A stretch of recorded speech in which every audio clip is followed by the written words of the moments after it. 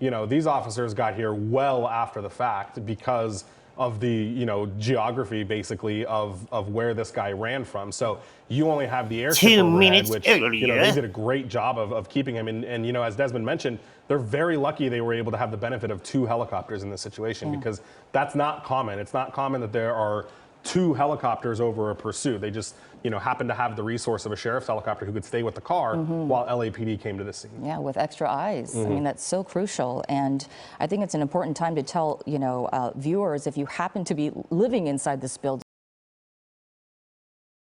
News at 8 o'clock. We have a police pursuit of a driver wanted for assault with a deadly weapon and armed robbery. I'm Jeff Vaughn. Good evening, everyone. I'm Susie Sell, along with Mike Rogers at the desk. Let's go upstairs now to Desmond Shaw, live in SkyCal, for an update for us. Desmond. Jeff and Susie, we just heard here from the airship overhead. They believe there are 3 people in the car believed to be armed and dangerous because of the wants. Again, it is either armed robbery and or assault with a deadly. That, according to LAPD. It is LAPD that is in pursuit of this vehicle, this dark, older model GMC Yukon. Again, believed to be 3 in the car. This began in the South LA area, came eastbound on the 10, and then South 5, South 710. And now we're making our way towards Long Beach, getting up to 80 or 90 miles an hour on this one. It has kind of been flying away from us, so we're still trying to catch up here. But you can see, I'll just widen out for a second, quite a few units in tow of this one. And actually, there were 2 law enforcement helicopters as well. It's going to be LAPD as well as LA County Sheriff's deputies. We'll see if they continue to have 2 from the sky, which would definitely make you think that they really want to get these suspects, again, possibly armed and dangerous. 3 in the car of this GMC Yukon, southbound on the 710 with LAPD. Jeff and Susie. Okay, yeah, this is breaking news here on KCAL News, and thank you so much for joining us as we get off the top of the hour with this police pursuit. As Des just mentioned, Sheriff's Department, LAPD also in pursuit. Mike Rogers is now at the assignment desk. Can you clear up a little bit as to the want here, Mike? Yeah, so Jeff and Susie, it was just, Desmond mentioned, either armed robbery or assault with a deadly weapon. Well, we believe it is both, really. So armed robbery was originally what these Newton officers, it was officers from LAPD's Newton Division, got behind the vehicle for. Now, during the course of the pursuit, we've heard the helicopter ask the ground units, do we know which seat the shooter is sitting in? So that leads us to believe, obviously, that the assault with a deadly weapon aspect of it. And then we also heard them give some details about it. And this was actually a shooting I was listening to on the scanners during our 5 o'clock hour. It was over at San Julian and Pico. It came out as a shooting with a possible victim down. So I was actually making some calls on that when we had to go to a different shooting. And they're obviously have picked up this person at some point. So now they're trying to get him to stop. But again, that shooting happened at San Julian and Pico, and they are trying to figure out which seat in the car the shooter is sitting in, or if it's the driver. So as far as the armed robbery portion of it, it's very possible that that car, the license plate on the car, came back to being also wanted in an armed robbery, but we believe the primary reason they are chasing this person was for that shooting that we were listening to at San Julian and Pico earlier. And that shooting, Mike, was in South LA, and that's where this pursuit started? Correct. Yeah, this started in, my one of my coworkers on the desk, Orlando, was actually giving Desmond some clarifying information. Central Division officers were the ones who originally got into this, and then Newton was right on their tail. Central and Newton, if you don't know, border each other. So it's right there where the 10 freeway splits. Newton gets a little bit north of the 10 freeway. So both of those guys were trying to do this at the same time, and actually they asked everybody to switch over to Newton frequency. Now, as Desmond pulls out, they have repeatedly added units to this pursuit. We're almost getting into the Long Beach area now, but I had heard them request at least 6 units to be in the pursuit. It looks like there may be even more than that. The airship also offered to go into tracking mode. The watch commander denied tracking mode. And that is common when you have a suspect wanted for this caliber of alleged crime, armed, things like that. They don't like to go into tracking mode. They're also now, in and out of their city. They also don't like to be in tracking mode when they're not in their city. So right now, not in tracking mode. This is full-blown pursuit by the LAPD, who also has not given it up to CHP. Oh, he's losing it. Oh, he's losing it. Take it, around Des. that curve. Take it, Des. Landed into the divider there. Wow. Wow, you know what? Driving a top-heavy vehicle here, took it too fast and jumping over. So we're just at the end of the 710 on the exit that goes towards downtown LA, and we have one suspect out of the vehicle and running. We're going to follow that suspect because we believe that there might be 2 other people in the car. I don't think I saw them get out of the car, so he just hopped over there down onto Golden Avenue and 4th Street, getting down into this neighborhood. It's one of the, again, they have 2 airships on this one, so one of them can break off and stick with this suspect who's now running here down the street Let's see where this person goes, if this is somewhere they were meaning to go or what the deal is. But out on foot, I believe this is the driver that is out of the vehicle here running, Jeff. Yeah, very desperate times for this driver as he's attempting to escape after getting out of this vehicle. And Susie, he lost control in that overpass. As Des mentioned, those SUVs are top heavy. He was going a little too fast and just kind of flipped it around. Two other people, we believe, inside the vehicle. This one outstanding. That's right. Multiple people, as you're talking about. Mike Rogers was asking or talking about how multiple LAPD units were being added to this chase. You know, oftentimes we only see a certain number of police units behind chases, but when we know that there are multiple people inside a car and also that they are armed, at least one person we know inside this car we do believe was armed, they are going to take every precautionary measure to make sure at the end of the chase, as we're looking at right now, is a safe situation for officers as well as other people who are involved in this, obviously, because of the fact that there are multiple people inside this car. Another level of danger as he goes into possibly this home here. We're going to show you on the inset box when that car started to lose control. But at the same time, we've got the very serious situation going on with that, we believe, armed driver who escaped and got on foot and then is now at this area here near, I believe it's going to be Golden and Fort Street that he mentioned. And there's a community just off of the freeway. You see on the right-hand part of your screen is when he lost control. But I haven't seen him since he turned around the corner.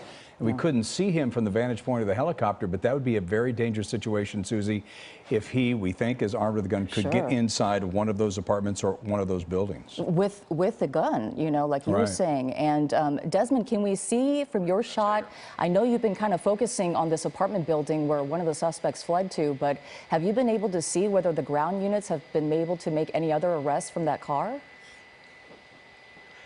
Not yet. We wanted to focus on the driver who came out running here, and I do believe that those other two stayed in the car. Everything happened so quickly.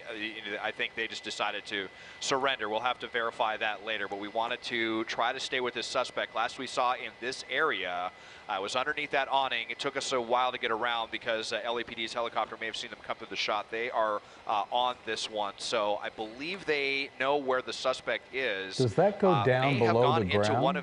You see, does that go down? Is that subterranean there, Des? It looks like it is. Do you see that? I wonder, because that's the last time we saw him was right there on the other side of that fence. Yeah, this is the last time that we saw. We'll continue to move around here and see, but unfortunately, just eluded the lens there for.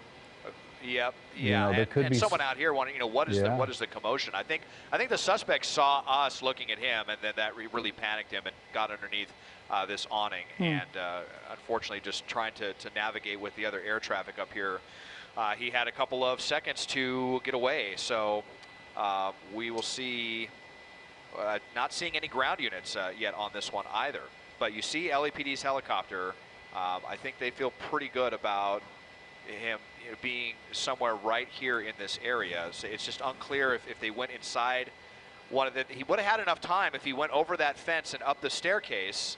If this is the suspect that has a gun, to potentially force their way in.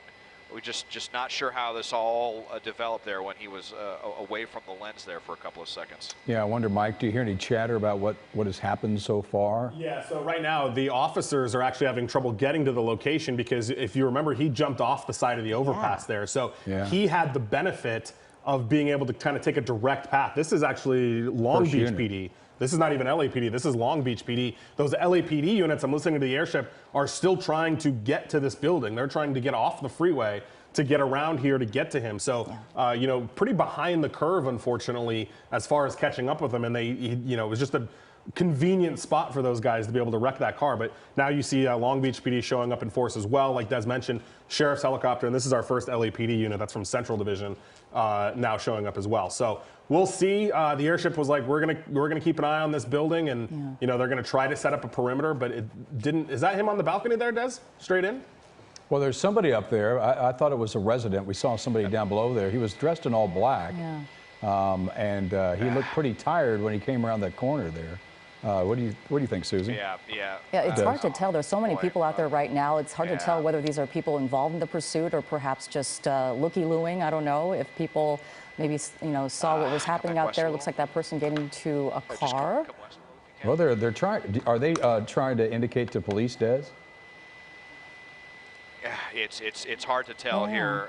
We're just dealing with some of these buildings, and yeah, all these kind of these people scurrying all over the place here, waving people down, widen out and see if they're talking with. Yeah, so here's police trying to set up their perimeter right now. They are waving in police. It certainly looked like they were waving them in here. So all it takes is one of these suspects to avoid the aircraft for 5 or 10 seconds, and it can just become incredibly difficult to determine where they ended up. I see a level of concern I'm not right sure there that with LAPD those is groups. confident. I see a level of concern with those people right there. They appear to want police to come down. I wonder if they know where that suspect is. I would guess they do. That's my guess. Probably, maybe guiding police or hoping to guide police into where they believe the suspect went, but it's unclear right now. I know the ground units are there, and I'm sure they're making a plan right now, setting up the perimeter as they do after pursuit. And it was difficult in this situation because, as Mike Rogers was talking about on the desk, when the pursuit came to an end, everyone fled. 2 people, at least we know, got out of the car, and they jumped over that overpass, and officers, obviously, they don't want to put their officers in danger, obviously, and that's the reason why they took their car around to the other side to get to this location. But as Mike was saying, they did certainly have an advantage getting away from officers. Yeah, I'm taking a look at that. Yeah. On the right-hand part of your screen is going to be what happened earlier. He had been running for quite a bit, maybe 3 or 4 blocks at full speed. It looked like he was pretty winded, and then it did appear, Des, they looked like he hopped the fence right there, and that's where he went out of sight. Yeah, so really quickly, I'm listening to some radio traffic. Des, they do believe he's on the 2nd story of this building that we were looking at. That's what they're talking about now.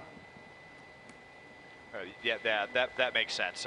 It looked like he might have hopped the fence, and that's how he escaped our gaze for a second, which leads to that staircase up to the 2nd level. So, did he force his way into one of these units, or was this where they were trying to go? I mean, lost control there, taking that off ramp. So, 2 minutes earlier, serendipitous for them to have lost control where he's trying to go. So it's still anybody's guess at this point, but definitely a concern because we had reason to believe that one of the people in the car was armed and dangerous. Let's bring you up to speed here real quick to all the viewers here. As we hit just about 10 minutes after the hour, we've got on just a few minutes for the top of the hour here with this latest pursuit of assault with a deadly weapon suspect, armed robbery tied into a shooting in South LA at St. Julian and Pico. These are obviously very violent offenders. They kind of lost control of their SUV and kind of spun around on one of the overpasses there. 2 of those suspects, we believe there were 3, stayed inside of the vehicle. We assume that they are in custody. And then this one driver hopped out and then ran, and then that's where we are now. Absolutely. And again, the danger tonight, or the cautionary precautions that officers are taking right now, due to the fact that we know for a fact that at least one of these suspects are armed. So if one of them is armed, you don't know which one, obviously, and they have to take all the precautionary measures and set up a perimeter, make sure the residents are safe.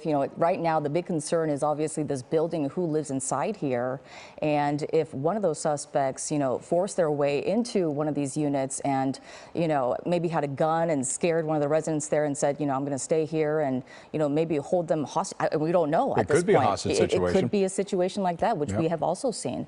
So obviously they're going to draw their attention and focus on this building here and getting whoever out as safely as possible and getting to that suspect who is possibly armed. We see that time and time again where they, in desperation, run, try to find an open door, an unlocked door, some way to get in and hide. That certainly looked like that was the situation today, Mike. Yeah, well, and the airship, just reiterating to the officers on the ground that he's very confident that they have this person in this perimeter. So not maybe necessarily in the building, but they're saying within the perimeter of this location. So they're pretty confident in that. And, just to your point about where people run, when he was coming here, it didn't look like he really was making a beeline for one specific spot. He looked like he was kind of looking around, trying to figure something out, and then he dipped around the back of the building there. But it looks like we see some movement in that doorway. I think that second door is open. It's ajar.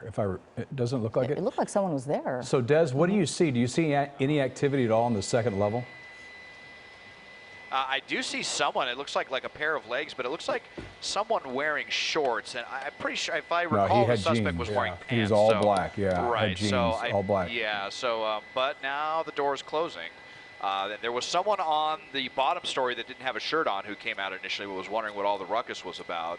Looks like they've gone inside on that the floor right below. I think that they still have their door open. But yeah, LAPD was just circling this building like a hawk. There they go. There go the skids of their helicopter through our shot again. So they do seem to be very confident that this is where that suspect is. They did get here pretty quickly. I think looks like that door is propped open as well here near the end of the building. Kind of hard to tell. I mean, we could have a SWAT situation doubled here. in on this one. We could have a SWAT situation here, Des. Tell us a little bit about likely. what the protocol is that you believe that the police would next take here.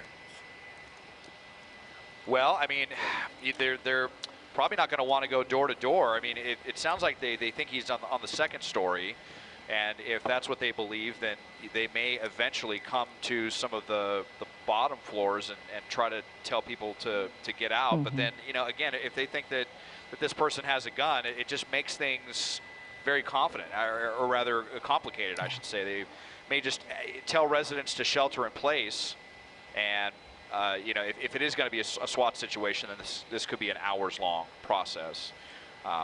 So they would have to have just a very high degree of certainty, you know, before they try going into any of these units. That's for sure.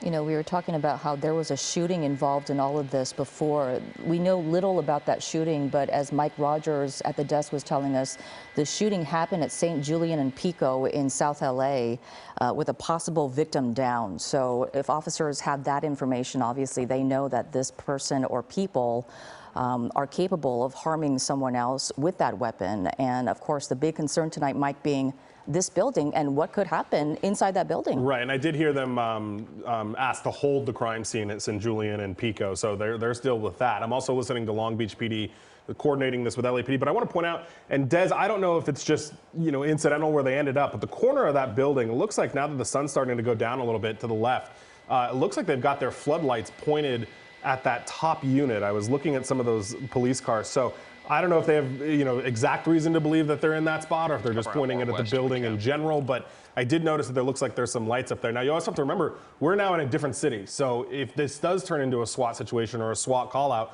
which, by the way, the LAPD airship has already offered to give Metro a call, which Metro for the LAPD Metropolitan Division houses their K9, houses their SWAT teams, all of that. So he's already offered to bring out Metro, so that decision is being made. But Long Beach police have their own SWAT, so you know, they could bring theirs out as well. It just all depends on the, you know, how the different agencies are going to want to play along with each other.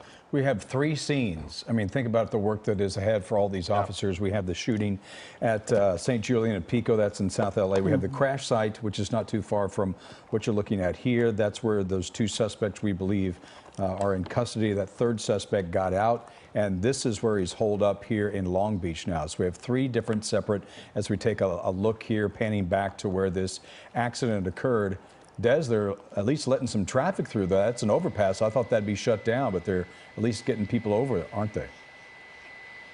Yeah, and you know that tells me that they got those other 2 suspects. I mean, the one that they got out, you know, incredibly desperate here. You see, you know, jump down a pretty decent, you know, distance right here. I mean, that's at least 10, you know, 15 feet, I would imagine. So, you know, probably a painful landing for that guy.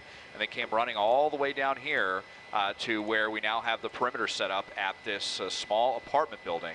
And so here's what Mike was talking about with the floodlights now on this side of the building. So if they believe that he made it over towards the end unit or what the deal is, I mean, you know, the door, it looks like it's getting kind of dark here. Let me see what I can do, but you know, it does look like the screen door may be open here on this unit, second to the last, if that's where they think the suspect is.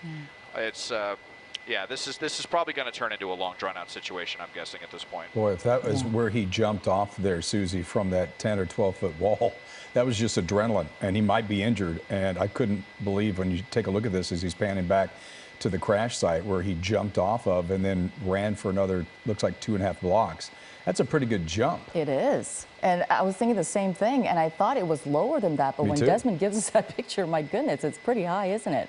I mean, it is an overpass, you know, a ramp going to another location. So, I mean, it's definitely high up there. And obviously, that's why officers didn't want to chase them on foot, because it would have been a very dangerous situation to jump over that fence for officers as well.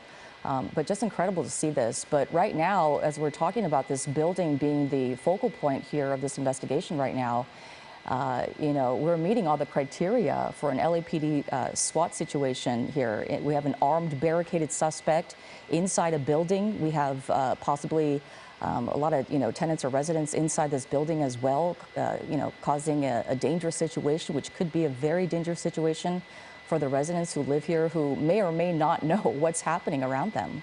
You know, Mike, I want to bring you in on this because I would think if there was something going on, that this guy had maybe somebody at gunpoint, or there was some sort of immediate threat to somebody, police would get in there. But I would assume that they have information, and that's why they're kind of holding back a little bit. Yeah, I would make that same, you know, guess. I would say that if they had reason to believe that this person was imminently putting somebody in danger, they would make a pretty aggressive move to get in there. I think the fact that they're not means they either just don't know, and they're just kind of, you know, because remember, the officers on the ground saw nothing.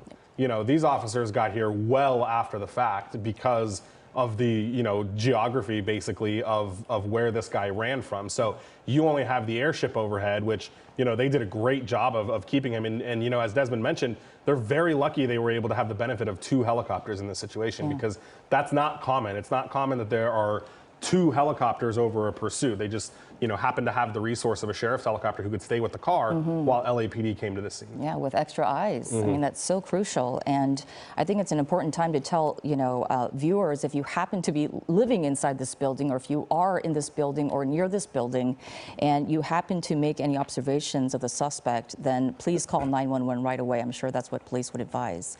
But right now, it's unclear what the officers are doing down there right now in terms of what the plan is going to be, whether they evacuate this entire building first, or if they'll have people shelter in place. But certainly a dangerous situation if someone is armed in there. Yeah, this is in Long Beach, so we have 3 departments involved in this. LAPD with the initial pursuit. The Sheriff's Department got involved as well en route of this, and then Long Beach Police, of course, on the left-hand part of your screen, because this is the jurisdiction where this all ended up. So we've got multiple agencies, we've got a number of different locations, we've got multiple suspects. This is going to be a long night, if not for one department, all 3. Yeah, absolutely. Let's go back upstairs to Desmond Shaw in SkyCal to see if he has anything new for us. Desmond, are you seeing any movement from the officers on the ground there yet?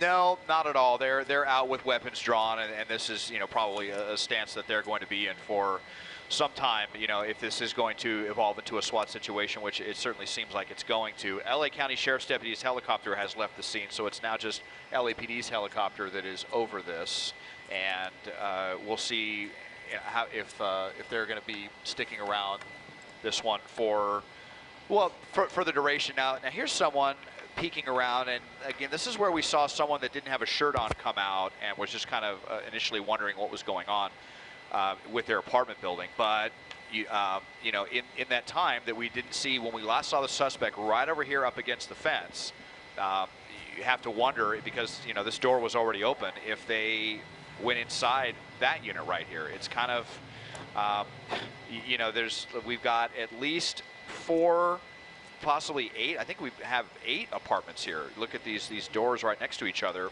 4 on the bottom and 4 on top. So, but, you know, LAPD, they're not going to make an approach into this alleyway and be at kind of a strategic disadvantage if they believe that someone has a gun. So this is one of those ones that could turn into a very long night, like you said, Jeff. So, Des, we are going to keep you in place there. Of course, we have Mike Rogers on the assignment desk as we'll continue to monitor this situation. Police in pursuit of armed suspects, 2 in custody. 1 ran after crashing their vehicle and ran to this location in Long Beach on 4th and Melrose. We will continue to follow that story and bring you any updates, probably dip in throughout the newscast here at 8, 9, and 10 o'clock on KCAL News as we continue to follow that story. Well, first we'll